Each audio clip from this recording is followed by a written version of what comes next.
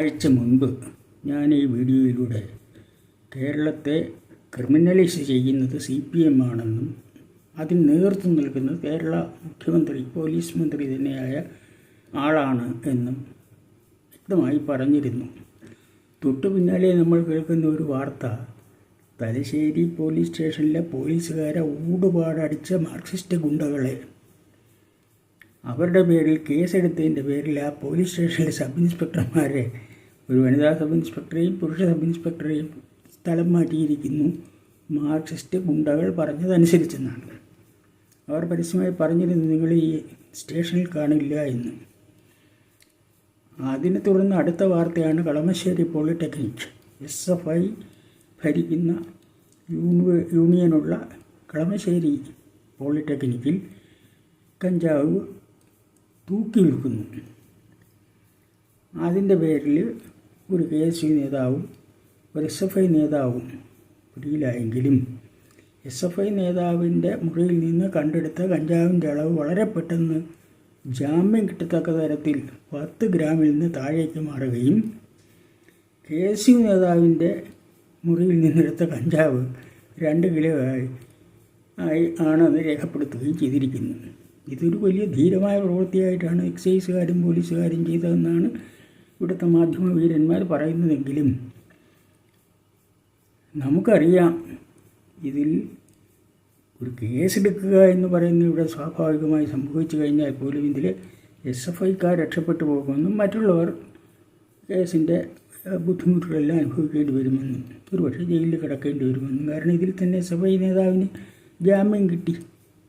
10 ഗ്രാമിന് താഴെ ഉണ്ടായിരുന്നുള്ള പേരിൽ കണ്ടെടുത്ത എക്സൈസുകാരും പോലീസുകാരുമാണല്ലോ. അവർക്ക് സ്വാഭാവികമായിട്ട് അറിയാമല്ലോ 10 ഗ്രാമിന് താഴെ അല്ല എങ്കിൽ അവരുടെ ജോലിയായിരിക്കും തെറിക്കുന്നതെന്ന്. അങ്ങനെ കേരളത്തെ ക്രിമിനലൈസ് ചെയ്യുന്നു എന്ന് പറഞ്ഞു തീരുന്നതിന് ശേഷം തന്നെ ഈ നടന്ന സംഭവങ്ങൾ ഇങ്ങനെയാണ്. എന്താണ് ഇതിൻ്റെ അടിസ്ഥാനം?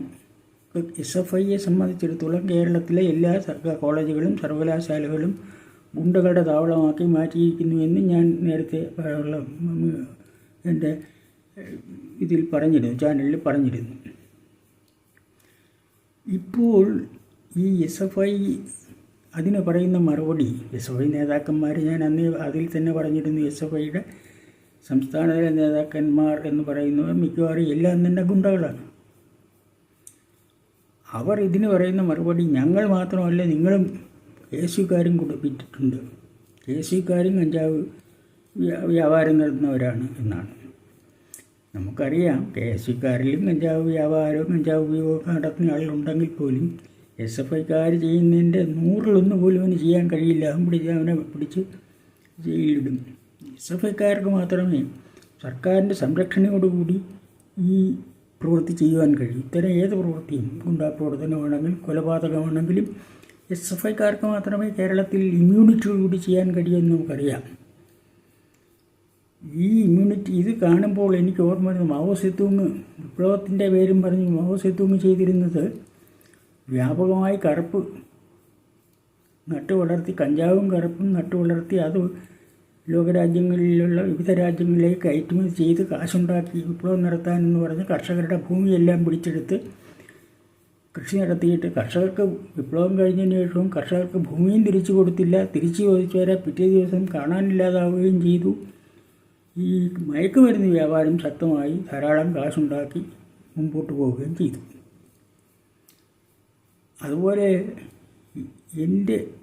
അതുപോലെ തന്നെ പല ഇറ്റലിയിലാണെങ്കിലും ജർമ്മനിയിലാണെങ്കിലും ഈ ഫാസിസം അഴിഞ്ഞാടുന്ന സമയത്തിൻ്റെ പശ്ചാത്തലമായി ഉണ്ടായിരുന്നത് സോഷ്യൽ ഡെമോക്രാറ്റുകളെന്നോ അതുപോലുള്ള പേരുകളോ ഇട്ടുകൊണ്ട് സാമൂഹ്യ വിരുദ്ധന്മാരും ഗുണ്ടകളുമെല്ലാം ഒരു ഭരണകക്ഷിയുടെ പിന്നിൽ അണിനിരക്കുകയും അവർ രാജ്യത്തെ ഇതുപോലെ ക്രിമിനലൈസ് ചെയ്തുകൊണ്ട് അവരുടെ താല്പര്യപ്രകാരമുള്ള കറുപ്പും കഞ്ചാവും അടക്കമുള്ള മയക്കുമരുന്ന് വ്യാപാരം നടത്തി ഇഷ്ടം പോലെ കാശുണ്ടാക്കുകയും ചെയ്യുകയും ആ കാശിൻ്റെ ഒരു പങ്ക് നേതാക്കൾക്ക് കൊടുക്കുകയും ചെയ്യുന്ന ചരിത്രം പല രാജ്യങ്ങളിലും കാണാൻ കഴിയും.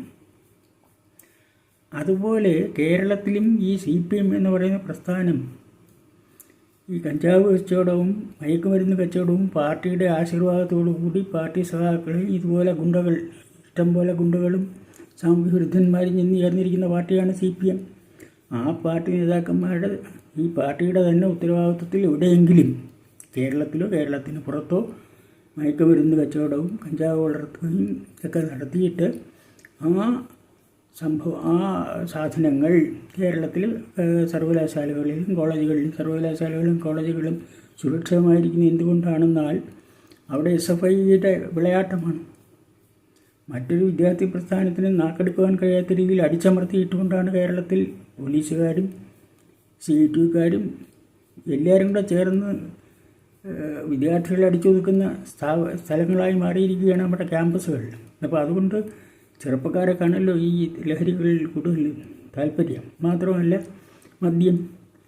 മദ്യശാലകൾ കേരള ഗവൺമെൻറ് തന്നതിന് ശേഷം എത്രയോ ഇരട്ടി മദ്യശാലകളുണ്ടായി. മദ്യത്തോടൊപ്പം മയക്കുമരുന്നും കൂടെ, ഈ മദ്യക്കച്ചവടം നിയമാനുസൃതമാണെങ്കിൽ മയക്കുമരുന്ന് കച്ചവടം നിയമാനുസൃതം അല്ലാതെ നടത്തി അങ്ങനെ പിൻവാതിലൂടെ പൈസ ഉണ്ടാക്കുന്നൊരു സംവിധാനം CPMൻ്റെ ഔദ്യോഗിക നേതൃത്വം തന്നെ ഏറ്റെടുത്ത് SFIക്കാർ വഴിയും DYFIക്കാർ വഴിയും CITUക്കാർ വഴിയും നടത്തുന്നുണ്ട് എന്ന സംശയത്തിനാണ് ഇവിടെ അടിവരയിടുന്നത്. അത്തരത്തിൽ ഒരു സംഭവം ക്വാറി മാഫിയയുമായി ബന്ധപ്പെട്ടാണല്ലോ നവീൻ ബാബുവിനെ കൊന്നത്.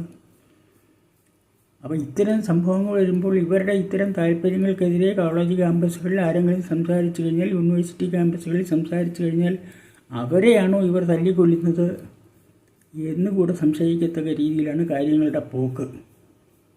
അതുകൊണ്ട് കേരളത്തിൽ ഈ മയക്കുമരുന്ന് വ്യാപാരം എന്ന് പറയുന്നത് കേരളത്തിലെ ജനങ്ങളെ സമ്പൂർണ്ണമായി, യുവാക്കളെ പൂർണ്ണമായി നശിപ്പിക്കുകയും നിരന്തരം കൊലപാതകങ്ങളും മറ്റും സംഭവിക്കുകയും ചെയ്യുന്നു എങ്കിൽ അതൊരു രാഷ്ട്രീയ ഉൽപ്പന്നം എന്നുള്ള നിലയിൽ CPM നടത്തുന്ന ഒരു ഹിഡൻ രഹസ്യ പദ്ധതിയുടെ ഭാഗമായി നടത്തുന്നൊരു കാശുണ്ടാക്കാൻ വേണ്ടി നടത്തുന്നൊരു ഗൂഢാലോചനാപരമായ പദ്ധതിയാണ് എന്ന് ആണ് ഞാൻ സംശയിക്കുന്നത്. അങ്ങനെ സംശയിക്കാൻ വേണ്ട സാഹചര്യമാണുള്ളത്. ജനങ്ങൾ അതിനെക്കുറിച്ച് ജാഗ്രതയായിരുന്നില്ലെങ്കിൽ കേരളത്തിലെ അവശേഷിക്കുന്ന യുവതലമുറയുടെ ഭാവിയും വളരെയധികം ഇരുണ്ടതായി മാറും.